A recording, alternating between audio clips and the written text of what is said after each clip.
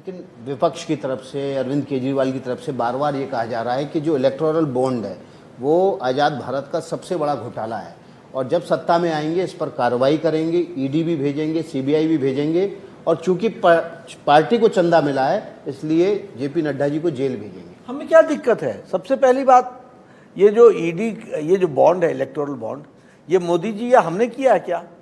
ये पार्लियामेंट से पास हुआ। तुम्हारे एमपीज की भी ऑन रिकॉर्ड जो आप लोगों ने तारीफ की है इलेक्टोरल बॉन्ड की, वो आपके सामने है, सारी चीज़ें आपके सामने, सब ने मिलकर के एक्ट बनाया है, इलेक्टोरल बॉन्ड्स एक्ट आया है, उसके तहत ये व्यवस्था हुई है और इस व्यवस्था के तहत ये कार्य हुआ है।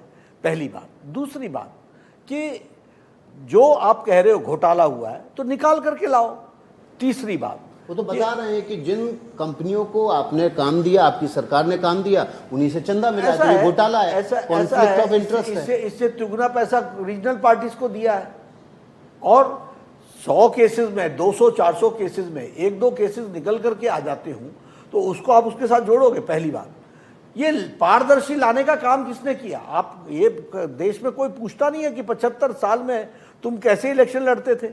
और ठीक है, सुप्रीम कोर्ट के फैसले को हम मान्य करते हैं और हम उसकी पालना करेंगे, लेकिन यह भी हम साथ में कहना चाहते हैं कि एक बहुत बड़ा सफ़ेद धन से चुनाव लड़ने की प्रक्रिया पर रोक लग गई।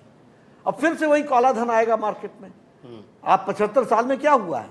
तो और ये शुरुआत हुई है, और जब शुरुआत हुई है तो उसमें इंप्रूवमेंट करने का तरीका है। ये आखिर ये व्यवस्था रखी गई थी कि नहीं रखी गई थी, किससे किसको कितना चंदा मिला, ये पब्लिक में जाने की व्यवस्था हो, ये तो रखा है। तो ये ट्रांसपेरेंसी है कि नहीं है? तो ट्रांसपेरेंसी है तभी आप चर्चा कर रहे हो ना।